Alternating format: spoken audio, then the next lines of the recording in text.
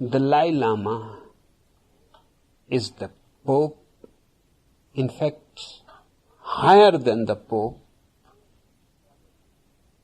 for the Buddhists, because he is not a representative of Jesus, he is a reincarnation of Buddha himself, not a representative, but a reincarnation of Buddha himself. Dalai Lama escaped Tibet because China became communist and claimed that Tibet is part of China. Once it was. 200, 300 years before, there was a time when a Chinese emperor has conquered Tibet, and Tibet was part of China. And of course, the Tibetans and Chinese belong to the same race.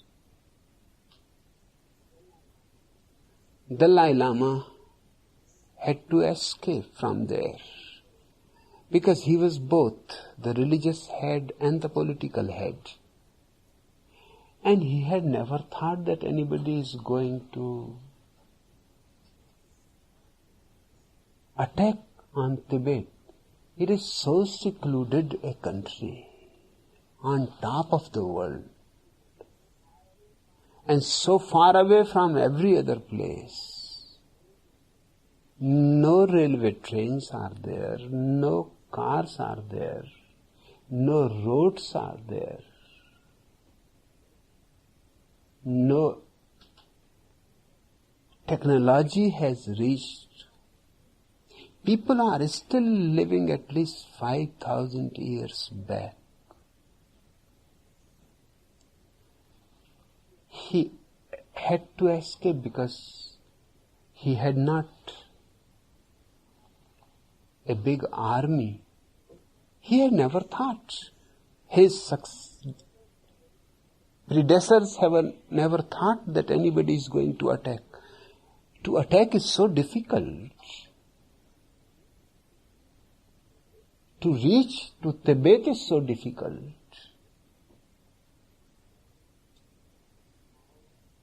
But Mao was determined to take it over.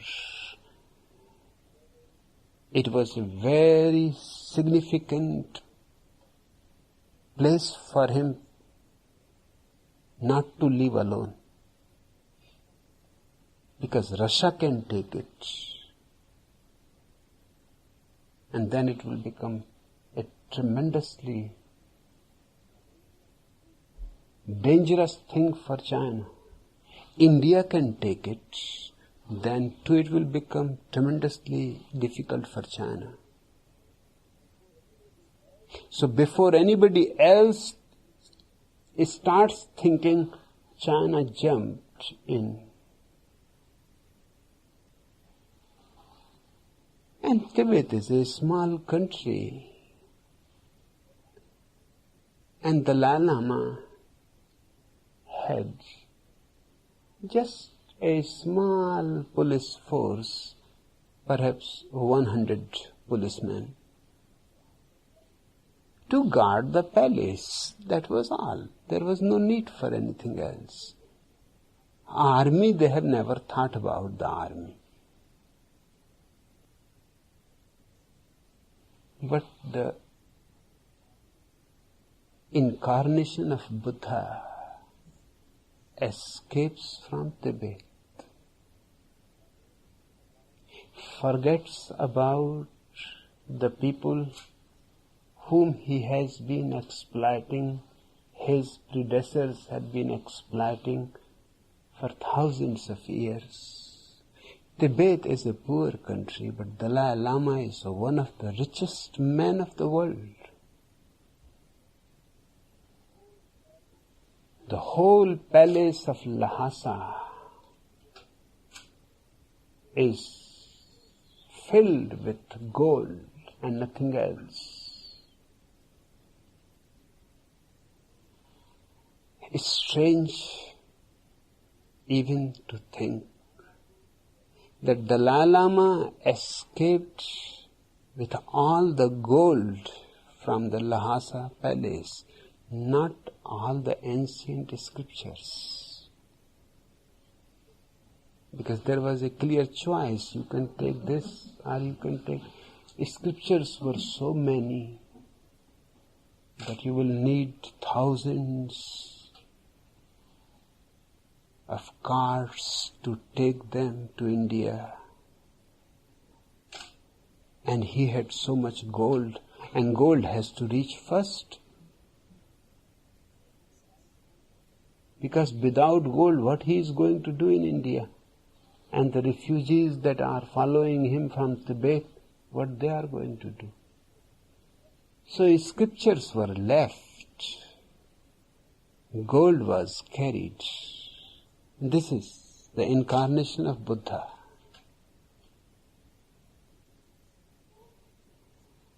China immediately crowned his younger brother, Panchen Lama, as the head of the country. Politicians can't do without it because the masses won't listen. Now the masses are perfectly happy. What it makes a difference? Dalai Lama or Panchen Lama, he was going to be his successor. He is the second in number. If Dalai Lama dies or anything happens, Panchen Lama will become the head. And Dalai Lama has escaped. And China made it a laughing stock that you believed in him and he deceived you. Not only that, he has stolen all your gold.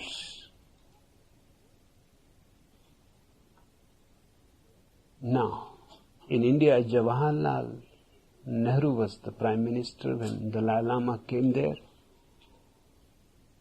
He welcomed him. That was his politics. Because in India, Buddhism once was the religion of almost of the whole country. But then, after Buddha's death, Hindus destroyed everything that was possible. So either the Buddhist monks had to escape, that's how Tibet became Buddhist, Ceylon became Buddhist, Japan became Buddhist, China became Buddhist, Korea became Buddhist, Vietnam became Buddhist, Indochina became Buddhist, Burma became Buddhist.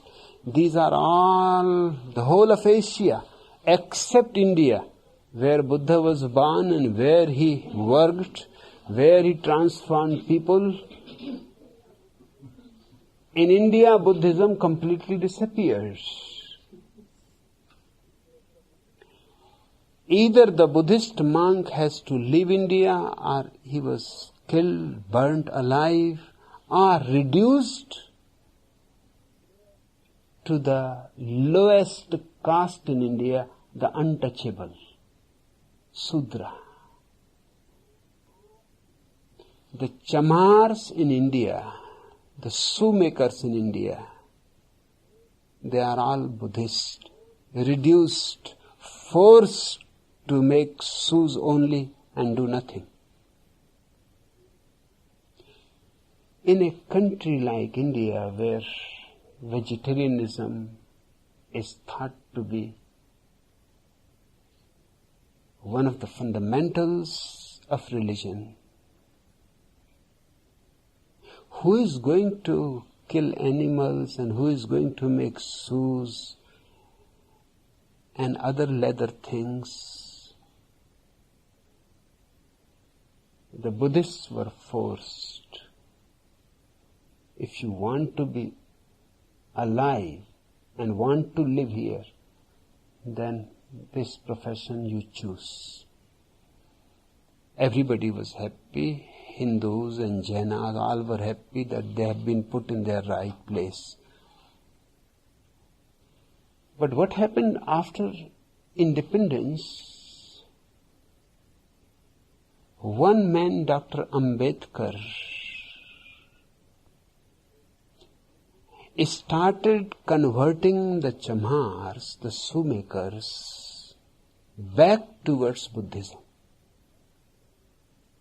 He converted thousands of people into Buddhism. Back. He created a great movement back to Buddhism, and there was a possibility that millions will turn. He died, but still he left a strong force of Buddhism behind him. Now Nehru wanted this force to be with him. Dalai Lama was perfectly the right person, because all those Buddhists will listen to Dalai Lama, and Dalai Lama has to listen to Jawaharlal, otherwise go back or go anywhere else you want to go. Jawaharlal gave him space against China. China raised the question that this will be a surety that we are no more friends. You hand over Dalai Lama to us. They wanted Dalai Lama in their hands because Panchen Lama is not so powerful. Although the Tibetans have accepted him, but Dalai Lama was their chosen leader. This has been imposed by the Chinese. Reluctantly they have accepted.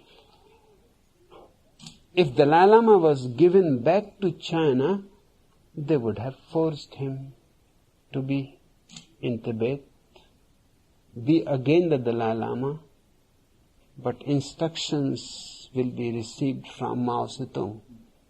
The country will be under us. Nehru refused to deliver Dalai Lama to him. You will be surprised, even a country like America, just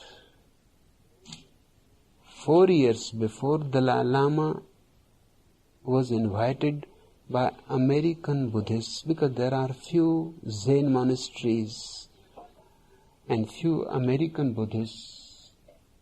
They had invited Dalai Lama. American government stopped him by entering into the country, because that will create enmity with China. And for America, Dalai Lama has no meaning, because these few Buddhists don't count.